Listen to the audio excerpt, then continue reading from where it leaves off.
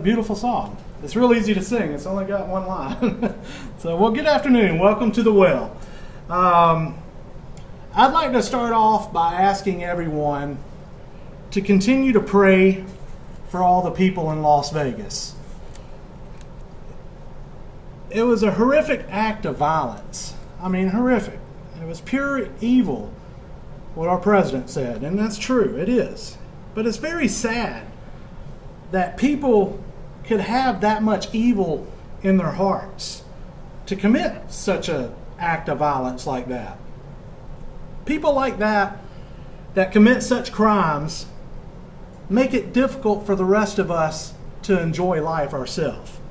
People like that make it difficult for anyone to even go to a concert anymore, or a football game, or any public gathering. It's just sad. So just keep all the people in Las Vegas and all their families in your prayers. After the attacks happened last week in Las Vegas, my mother and I were on the phone talking about how horrible it was. And she knew I was going to a large concert this week.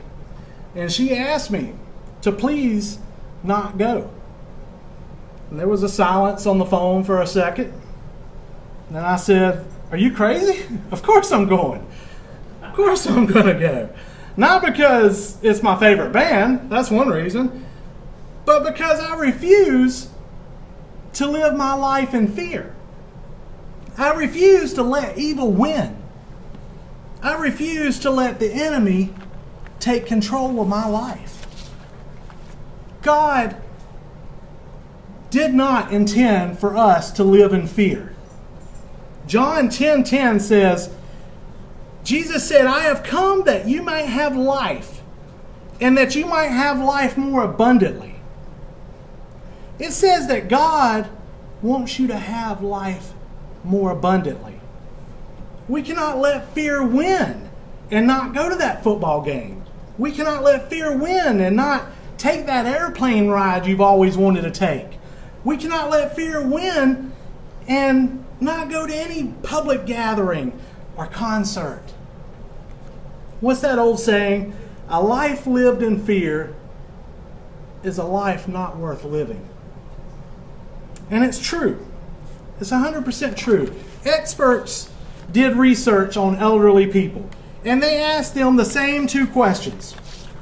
They asked them the same ones. They asked them, what are some of the things that you regretted doing in your lifetime? They all had some things that they regretted doing, as we all do. But then they asked them, what do you regret not doing in your lifetime? Every single one of them regretted not doing the things more than the things that they have done. You see, when we live life in fear, we're actually doubting God. We're doubting that God has our life under control. We're doubting that God's plans are not better than our plans. When we fear, we are saying to God, I am worried, and I don't think you have my life under control. Well, Psalms 139 says, all the days ordained for me were written in your book before one of them came to be.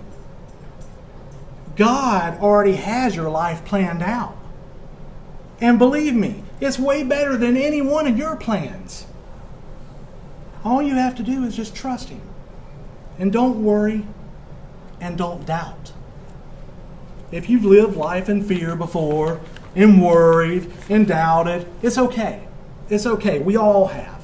Every one of us. Me being a pastor, I've doubted. I'll be the first one to tell you, I've doubted and I've worried before. We've all done it. It happens to everyone. I remember one time about 7 or 8 years ago, there was a big scare with the bird flu.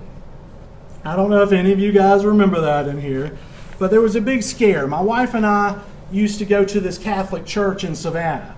And I remember one Sunday that the church did not give communion because they were scared of the bird flu spreading. They said that they were going to discontinue communion for the next month because of the bird flu was spreading so much. And I understood the reasoning behind it, but I did not understand of all the places in the world, the church should be the last place living in fear. I mean, this goes against everything the church preaches, everything I preach. It kind of upset me, actually. I stayed after to talk to the pastor, and I pulled him aside quietly. And I asked him, I said, what's the opposite of fear? What's the opposite of fear? And he looked at me and he said, well, I don't know, what? And I told him, faith.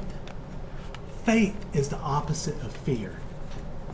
And I proceeded to ask him, how can you get rid of communion when it goes against everything that you preach and teach? And he just looked at me and said, okay, thanks, Ross, and, kind of shrugged me off and everything, and I understand.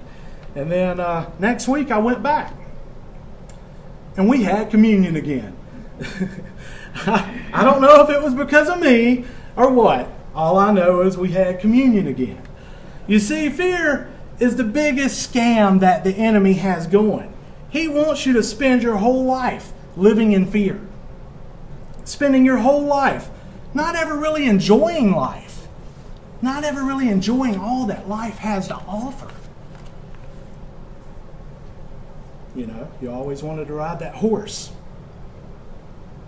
but you never did because it's too dangerous. You always wanted to ride motorcycles, but you never did because it was too dangerous. You always lived in fear, not ever stepping out on faith. Not ever stepping out on faith because you're afraid of what people might think. We've all been there. You should never be scared of anything or anyone. I'm not saying go out here and play in traffic and be stupid or start playing with tigers because you will get hit by a car or eaten by a tiger. What I am saying is you are a child of God. You're a child of God and you have nothing to worry about whatsoever. Whatsoever. Romans 10:11 says, as Scripture says, anyone who believes in Him will never be put to shame. Never. It says you'll never be put to shame. And when God says it, God means exactly that. All you have to do is believe it. Just look at me. Look at me. I'm a prime example. I'm a prime example of stepping out on faith and not fearing. Every week I stand up here before you guys and I preach. And every week it makes me nervous. I'm not going to lie. I'm always scared that I might do something wrong. I'm always scared that what people might think. I'm always scared that I might have snot running down my nose while I'm preaching or something. But, not only with you, wonderful congregation here, but now we have hundreds of people that watch us on Facebook every week. So if I mess up, everybody will know it. And if I mess up, it will be on the internet forever. There's no deleting it. It's there. But every week, I hang on to Romans 10:11. I hang on to it. Everyone who believes in Him will never be put to shame. Philippians 4:6 says, do not be anxious about anything. Don't be anxious about anything. It says nothing. Nada. Zero. Zilch. Don't be anxious. I know y'all are sitting out there probably saying, well, you don't know my unruly teenagers, Pastor Ross. Or you don't know my financial situation. Or you don't know my health problems.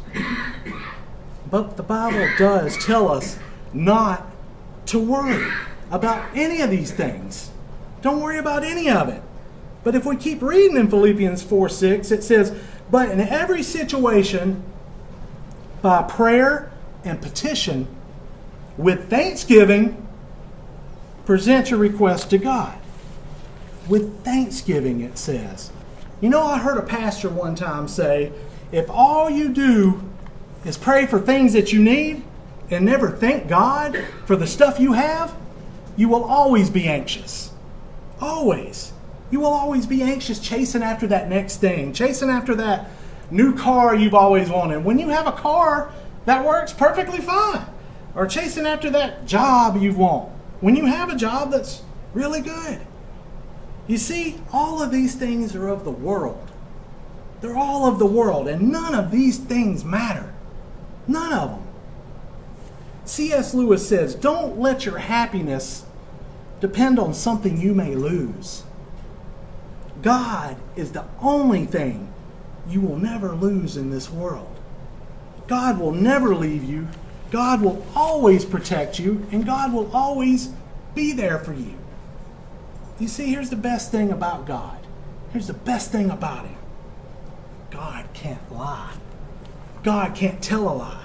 Hebrews 16:18 through 19 says, God did this so that by two unchangeable things in which it is impossible for God to lie, we who fled to take hold of the hope set before us may be greatly encouraged.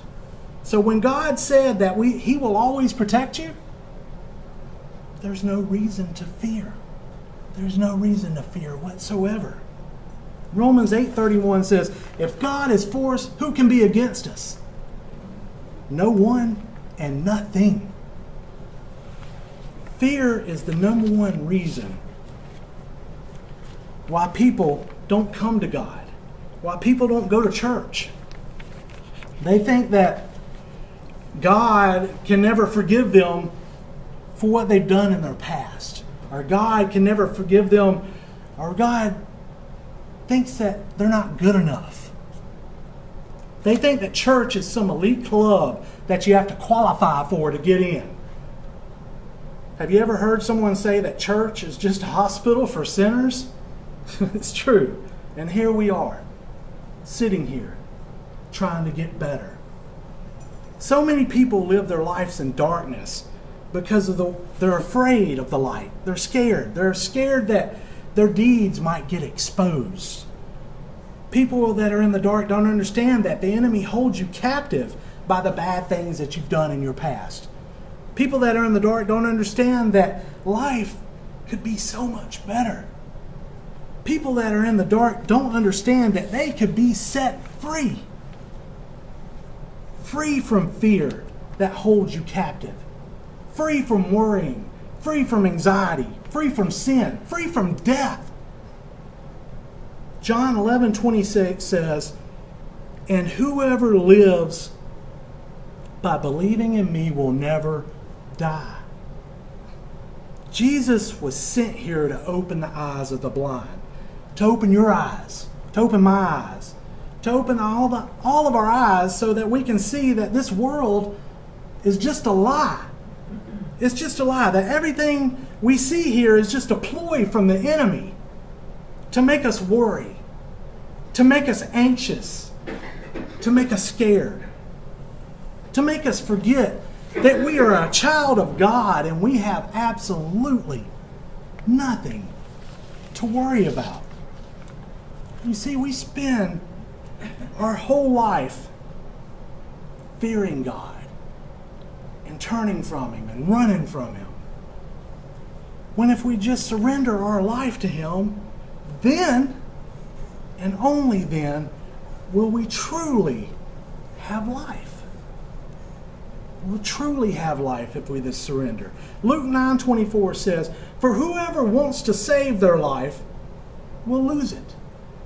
But whoever loses their life for my sake will save it. I'm going to share with you guys a little story, a fishing story that I've had. Some of you guys have heard it in here before, but I'm going to share it again for the people that haven't heard it. One time I went out fishing. I like to fish in the salt water for trout and bass. And I don't know if you guys know anything about saltwater fishing, but if you want to catch anything, you got to use live bait. Well, I was using live shrimp to catch some bass. And after that day was over, y'all can tell by what day I had because I had a bunch of bait left. The fish wasn't biting or I wasn't that good at fishing. One of the two. I'm going to say that the fish wasn't biting. But I was done and I had a whole lot of shrimp left over in my live well. So I started trying to catch them, to throw them overboard as I was coming back in. I would try to catch them and throw them out. And I'd get one or two here and there. And I'd catch them, try to catch them. And I don't know if you guys have ever tried to catch a shrimp before. They're fast. They're very, very fast. And every time I'd try to catch one, it would get away. Every single time. I'd try to catch it, get away. And I thought if it would just sit there long enough, I could catch it and I could save its life. But there it was, just kept running. Then I thought, this is exactly what Jesus is talking about when he said, for whoever wants to save their life will lose it. But whoever loses their life will save it. God is trying to save your life. If we just stop running and stop living in fear, our lives would be saved. So, my brothers and sisters, don't be a shrimp. Don't stop going to those concerts. Don't stop stepping out on faith. Don't stop knowing that you are a child of the Most High. Because when God pushes you to the edge, one or two things are going to happen. Either he will catch you when you fall, or he'll teach you how to fly. God love you, and God bless you. Now, if any of you guys have missed the sermon today, do look us up on YouTube. It's under The Well Church, Savannah, Georgia. And you can view this message or any of our previous ones. And don't forget to hit the button subscribe. You don't have to pay anything. It just lets us go live on YouTube. So, and if you have any prayer requests or questions, feel free to email me at thewellwithross@gmail.com. Thank y'all very much, and I look forward to seeing you next Sunday.